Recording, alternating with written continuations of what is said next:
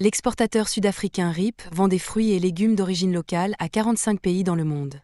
Il a constaté une augmentation de la demande de la part de la Chine à mesure que les voies commerciales se développent entre les deux pays.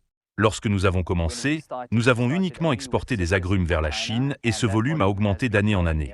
Mais plus récemment, nous avons également constaté une augmentation de la demande pour nos pommes, ainsi que pour nos raisins sur le marché chinois.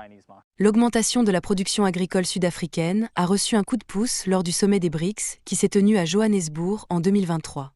Or, il semblerait que la Chine en veuille encore plus. Les BRICS ont incontestablement favorisé les échanges entre l'Afrique du Sud et la Chine.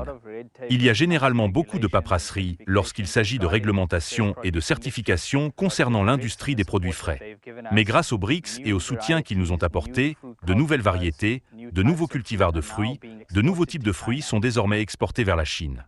L'augmentation du pouvoir d'achat et l'évolution des goûts des consommateurs chinois stimulent la demande pour divers produits sud-africains, dont le vin. La société Gun Bewin n'a jamais regardé en arrière depuis qu'elle a commencé à faire des affaires avec le pays asiatique il y a 5 ans. Les vins du Nouveau Monde, en particulier, sont beaucoup plus appréciés de nos jours. L'Afrique du Sud en fait partie. De toute évidence, l'Australie, le Chili, la Nouvelle-Zélande et l'Afrique du Sud ne représentent qu'un très faible pourcentage du marché, quelque chose comme 2 ou 3% du marché des vins importés en Chine. Les possibilités de croissance sont donc énormes. La viande rouge, les noix, le maïs, le soja et la laine, des produits figurant sur la liste des produits recherchés par la Chine, sont tous produits par des agriculteurs sud-africains et exportés vers la Chine, entre autres pays. Mais les législateurs ont du pain sur la planche pour obtenir une plus grande part du marché chinois. Maintenant, c'est une très bonne occasion de pivoter vers un plus grand pourcentage, en passant à l'exportation.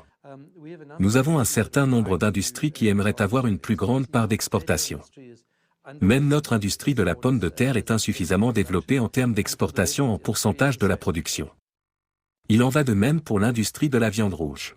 Avec moins de 10% des terres arables de la planète, la Chine nourrit 1/5 de la population mondiale. À mesure que les liens commerciaux se renforcent, les producteurs sud-africains espèrent que le resserrement des liens avec la Chine ouvrira de nouvelles perspectives, stimulera les exportations, créera des emplois et renforcera le secteur agricole pour les années à venir.